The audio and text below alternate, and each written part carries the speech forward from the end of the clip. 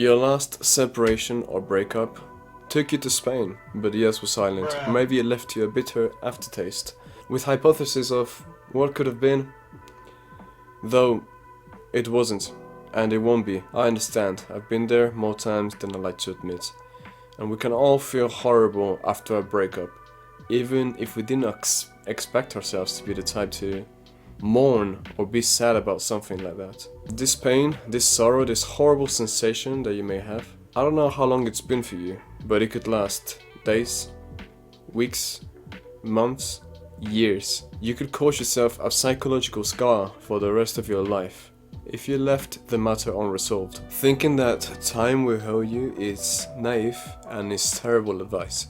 I'm sorry to say, but this unresolved conflict will never get better with time by itself. The time must come with specific action, and this is what I'm going to show you on this video. After doing it wrong for a long time until I finally did it right, I hope I can spare some of that foreseeable heartache for you and help you move on better, because I know how much it can suck. Step 1. A poetic farewell. After it's over, the memories linger. The items that you got together or that remind you of them are scattered around your room. Their contact is still pinned in your phone, and you have in your gallery a favorites folder full of pictures of you and them. People often say you should delete everything right away, get rid of all the memories, and logically speaking, yeah, that would be the best thing to do, but your heart is in pain right now. It doesn't want to just let go. So what can you do instead? A poetic farewell. This is more likely to be accepted by you, and you may actually take action if you present it like this to yourself. You need a couple of hours to perform it. I'm going to explain now and break down how you do it. Sit for a moment and think about them. Now think about what you're going to do. You're going to get rid of everything. Start by what's in your room. Get rid of everything that reminds you of them. Put it in a bag and throw it away. Don't throw it away later. Do it then, when you put it in a bag. You can even tell a family member or a friend that you're throwing it away, so that you build some accountability and you don't go back through the bin later and pick up some items. Don't spare items just because they may be of monetary value. Unless you are actually using the items, if they remind you of them, the difficulty it will give you to be reminded of them will not be worth that money that you probably, what, are you going to sell the item? You probably won't in the first place, so just ignore that mindset. By the way, there's an order to these things for a reason. Next, delete their contact, but make sure that you delete the chat logs as well when you do. If you want to have a quick browse or whatever, you can have it one last time. This poetic farewell after all. And after that, as you're reading through it, you must remind yourself constantly that this is the last time that you're reading it, that you're not going back. Now delete the chat logs, unfollow them, delete the contact, get rid of every visual that you have of them. Like this, you won't have space in your heart of hopes that you can return to those chat logs and remind yourself of what it was. The memories that are important to you, that taught you a lesson, will be engraved in your heart, and you won't need some chat logs to remind you of it.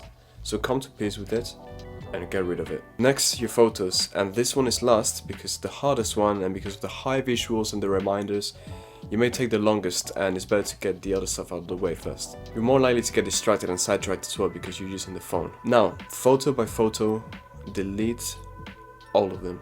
It may take a while. If the photo is with friends and you look somewhat platonic rather than romantic when you're next to your partner, you can keep that at your own judgment or get rid of it still. But after you're finished, go to the recently deleted, because we can't leave this step out, and don't re-look through the list in the bin. Get rid of it without looking at it now. You've already looked at it once when you put it in the bin. Now get rid of it without blinking an eye. You can pause the video now if you want and just complete these 3 first steps. If you do want to actually make a difference and get out of this slump that you are at, take this as a sign and take action. I promise you that by the end of the video, if you've applied everything, you would already be a little bit better. Now sit down again, and here comes step 2, acknowledgement. Without your phone or distractions or items or objects, find a corner in your house or a room that is quiet and uninterrupted, where you can be alone, and sit in that room or corner or space and just think to yourself for a moment. Close your eyes or just fixate on something and think, it's over. Now take a little pause and then say it one more time. It's over. Open your eyes again and take a deep breath. Now from this point, this might be quite a difficult task, but spend the rest of that day doing absolutely nothing. Not on your phone, not watching TV, nothing. It might be easier if it's already really late at night than if it's morning and you're watching this. But for the remaining time of the day, do nothing. Absolutely nothing. Just spend time doing nothing. Step 3. Spend time doing fun activities. Whether it's sadness, injury or pain, you must bring joy and light back into your life. Call a friend or talk to your siblings or annoy them, tease them, bother them. Tell them that you love them and that you appreciate them. And then have physical touch with them. You know, it's necessary, especially in these moments, to have somebody to connect with skin to skin level, if possible. And wear a gentle and honest smile if you're not laughing, because you should try to laugh as much as you can. For any stupid little reason, it will actually make you laugh even more, that you find yourself ridiculous. Now, perhaps you go to the gym or with your friends, or you invite them to go bowling or something, or even just a walk. But move a little bit with people that make you happy and do some activity. Now I have a final step for you, but this is really just an extra, because after doing step 3 for about a week, you should be completely cured of the heartbreak disease. But here's the final step, an additional one for you. I found something to make sure that this never happens again, this horrible feeling, this hurt that you're going through. And actually it's the only way that I know how. When we have something as beautiful and powerful as love in like a relationship, romantic love, of course we're going to derive great joy from it. It will actually become our primary source of joy at that point, because there's not many things stronger than love.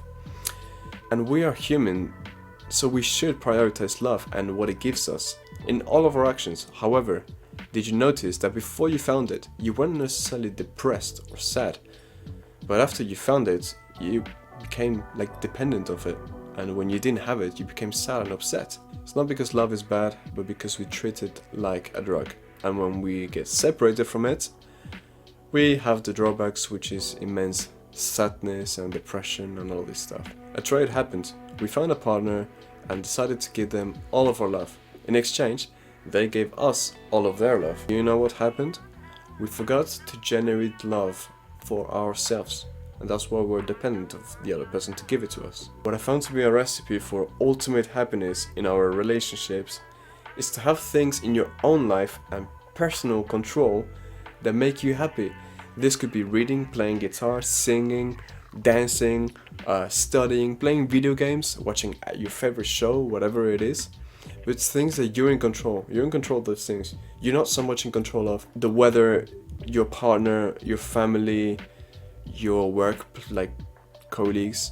If it's people, you're not in control of them, but if it's actions, you are. Only give away the love that excesses from the cup. So look, I got water here, right? I've been drinking, but imagine that it's all the way up, and imagine that now it starts to leak out. That's the love I'm going to be giving to people, the one that leaks. Nothing that's in here. This is, it's for me, it's my love. Everything that goes after that, that leaks out, is for other people. And only now I want to give you this sentence, that it's in giving that we receive. When we give the excess love, we'll receive love back. But it would just add on to our full cup of love. And therefore, that excess love that we get, we're just gonna have to give it to the world again. And again, it comes back again, and it's just a loop for infinite love. Heartbreaks can be a horrible thing, and breakups, separations, whatever. So if you're going through one right now, I hope that you apply the things that I shared with you today. And if they help, or when they help rather, I'd appreciate if you gave me a nice little subscribe. Not to be dramatic, but these are lessons from my suffering and pain. So yeah, I wish you well. Strive to be 1% better every day, and much love.